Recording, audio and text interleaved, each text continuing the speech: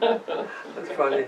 I have a Governor Ray story, which He was a great guy. those of you who You need to introduce yourself Oh, because, yeah, who you are. Oh, he knows no one me. knows me, but my name is Bruce Comstock from formerly Ann Arbor, Michigan, and I flew at the Nationals 18 years here.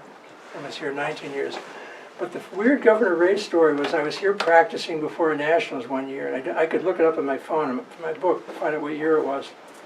But Gary Rubel, I think it was Gary Rubel, said one day, tomorrow morning, can you go to the governor's office, be there at 9 o'clock, and because he's going to make the proclamation of Balloon Week in Iowa. And I said, well, I'm going to practice fly tomorrow morning. I can get there by 9, but I may have Iowa mud on my boots from some cornfield, but I'm happy to do it under those conditions, and I might look kind of ragtag.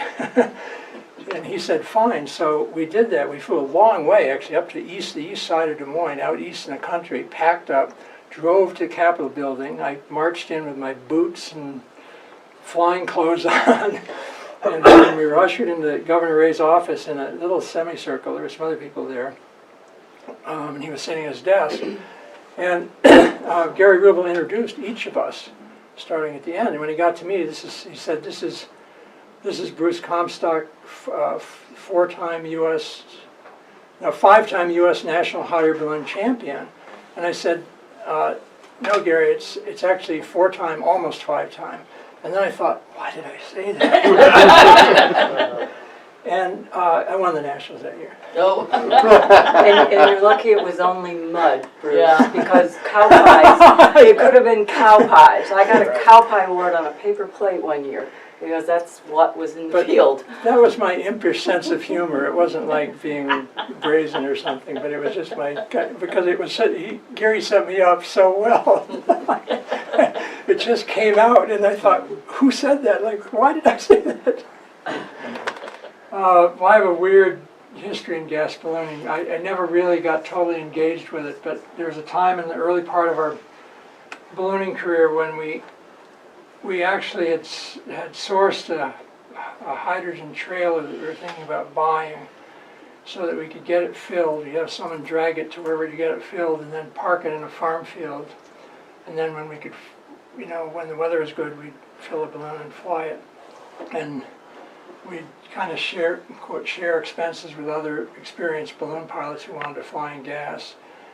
We got quite far in that, and then we realized that if we did that, that would be all we'd be doing in ballooning. We could do nothing else because it was kind of complicated. So that one just went in the file cabinet. And then I flew in Germany. I was in the early 70s, or 74, I guess it was. Maybe it was even earlier than that. I was a U.S. delegate to the International Ballooning Committee. This was at a time when that was run totally by gas balloonists. They didn't care anything about what a hot air balloonist said, so it was very frustrating to be there. But I also knew at that time, just to digress slightly, that in my worst moments, I said to myself, we will crush them. And, that was my worst moments. But I knew that hot air ballooning was going to grow dramatically, and gas ballooning wasn't. So that these guys who didn't like us and didn't want hot air balloons to exist, that we were going to be inundated with hot air balloons all over the world. Of course, I was right. But then I went to Germany. I met a gas balloonist there. I went to Germany, flew in Augsburg. Not with the guy I met, though. I met Horst Hasselt, who owned the Ballonfabrik Augsburg. But I flew with a friend of his, a guy who became a great friend of mine. So we made, I don't know how many flights we made a few flights, but it was all with hydrogen. And then I did that again later, and Ruth Ann Schmidt and Michael Nagelbach happened to go at the same time. I was there for BFA stuff, and we made 2-day flights and 1-night flight in hydrogen from Augsburg. And then I flew with Mark and Jacques Suka, but totally by chance. This is kind of funny. We were at Hidden Manor at this Halloween party for the weekend, and in the morning, gas balloons were flying. So we were staying in a hotel, we got there. We were just starting to walk around and greet people who were standing in baskets, and And I knew all these people, of course. I said hi to Mark and Jacques, and one of them said, "Do you want to go along?" And I said, "You don't have to ask twice." So these guys didn't realize I wasn't very experienced with gas balloons, so they let me fly a third of the 9-hour flight, which is really pretty cool. Wow. And we didn't crash. How many hours? 9 hours. We flew all day. Oh, It was a race. It was a weird race. It was one of those kind of stupid race things where you take a gas balloon, it shouldn't be used that way, and you do a race to either a distance or to a place or something. I don't remember what it was. And then I don't know what happened next. I got hooked up eventually with John Kugler, and Bert Bedell was part of that gang, and Tim Cole, my God, Yeah. and with this ammonia balloon stuff. So that was really cool, because now the flight in Pennsylvania was with helium, so that was the second gas. And then I started flying. I did some ammonia flight. I did an ammonia flight with John one morning, and where the plant is where they make ammonia, anhydrous ammonia, is down kind of a little bit of a valley.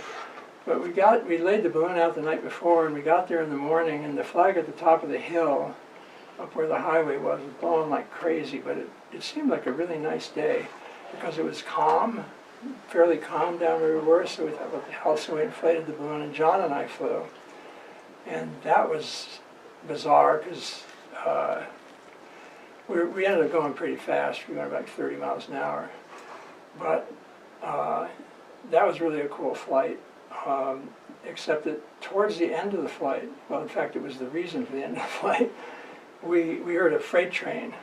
We were flying straight south into Kansas, and we heard a freight train, and of course, in a gas balloon, especially an ammonia balloon, where you're just going kind of lazily going up, and then it dips down again, and then it climbs more as the solar heating happens in the morning. There's really not much to do except just kind of look around and eat donuts or something. So we're both looking around. We realized we're looking around for the freight train, and there was no freight train, and there's no trees, so you can see really well. There's just grass. And finally we realized the roar we were hearing was the sound of the wind in the grass. It's not the sound of the wind in the trees. So then we decided it's probably time to land. And unfortunately, John, at 270 pounds, landed on top of me. The landing was exciting. We dragged across a dirt road. Farm field, dirt road, farm field, and crawled out, dusted ourselves off, and so on. So that was okay. And then they decided eventually, I think it was the next flight, they decided I was ready to solo. So I brought my little basket out and borrowed one of Johnny's envelopes, and they filled that with anhydrous ammonia. And then I went off and flew from that same site. It was a really nice day, like 60 miles north to basically North Platte. Landed out in something or other hills, sand hills, something under sand hills. Going pretty quick, but not super quick. So that was cool. And then I competed in ammonia in there was one event which was ammonia balloons and helium balloons. I get this right. From Greeley, Colorado, from the airport, I guess it was, although I never really saw the airport because it was dark the whole time I was there. And I flew solo. This is before the DIA airport was open. I flew solo. I was the last balloon to take off. Johnny couldn't take off because, the wind shifted and it was coming up. When I took off, it was middle of the night. Not middle of the night, but it was like 4 in the morning, something like that. And it was sleeting. And it was not ideal conditions. I took off and flew south, and I stayed low because I didn't know what I was doing. And I wasn't going to win anything anyway because I didn't basically know what I was doing. I got to see DIA from pretty close because they hadn't opened it yet, so there was no controlled airspace around it. That was kind of neat. And then I got down to I-70, and there was a blizzard going on. And so I thought it might be prudent to land. And the field I landed in turned out to be a mud field. I borrowed Johnny's white balloon. It turned out to be mud. And a local hot air balloonist who owned a John Deere dealership or something showed up, and we spent he helped me, saved me basically. We spent the entire day washing the balloon in his the back of this dealership in freezing cold temperatures while this blizzard was going on outside. I think that's most of my gas ballooning experience. I flew over the Alps. In 1974, I flew over the Alps from Mürren, Switzerland, which is a kind of a cool flight. But that was also weird. It was the only balloon to fly that day. It's hydrogen again. It was with Klaus And you won the Reisner. race too. Wow. Well, I was a passenger basically, but just two of us. It was Klaus Reisner and myself, and like 2 hours after we took, or an hour and a half after we took off, there were violent thunderstorms in Mürren. That's the kind of, we never saw that. But then when we got to Italy, after flying over 60 miles of unlandable terrain, you know, over the Eiger and other mountains and so on, with no roads or anything, ahead of us, we're now like just in northern Italy, and ahead of us the valleys were all full of fog, and Klaus said we can't go there because the valleys all have high tension lines in them. That's where the people are and everything else is. So we actually made an abrupt landing on the top, on the side of a mountain, and spent the entire day in the middle of nowhere, and spent the entire day first walking the entire balloon down the mountain and then down in a mountain stream, because that's where the slope was workable, except for one place where we had to use a trail rope to kind of rappel down. Then it started raining, so the weight of the rain on the envelope and the slight leakiness of this old envelope meant that we couldn't walk it anymore. So we took the basket off, set it on a rock next to the creek, and then with just a load ring kept walking the balloon down until the whole envelope was coming down on our heads. Then we tried to pull it off to the side and deflate it, which meant taking the valve out. But this was really exciting because when we realized that we were talking with squeaky voices because of the hydrogen coming out of the balloon, we realized that we were human bombs. Oh. And a spark would have blown our bodies apart. So we beat a hasty retreat, breathed a lot of fresh air. That was the last flight of that balloon. Wow. So you prefer hot air? No. I think gas balloons are cool. Well, okay. So I don't know what wait, I forgot a very important flight. Okay. Maybe two important flights. How could I forget? So then, Write it down. then I flew, Sorry, then I another flew, book. Another book, write another book. let's get the sequence right. Then I flew a flight with Ed Helchi, is a dyslexic, super hot air balloonist guy from Pennsylvania on the tree farm. He had some money. He had more money than I did. And he said, you know, Steve Fawcett's Atlantic balloon is for sale. And he said, why don't I buy it? And then you and I can make a Rosier flight. And then we picked, and he wanted to go from, I guess he wanted to go from Colorado, so we picked that. And then he said, you just make it work, you know, and you can get a bottom end and get it all rigged up. So I did that, and then I'm halfway through. We get a ride balloon basket that I modified so we could kind of like sleep as a T-partition basket. And one side we had where the pilot would normally stand, we called the dumpster, because that's where we put all the stuff. But we had to cut a hole through that so we could sleep on one side in one of the passenger compartments. I made seats for each compartment in the end so we could sit there like an armchair. And it's a hot air balloon basket, it's not a gas balloon basket. And we had the right Rosier burner.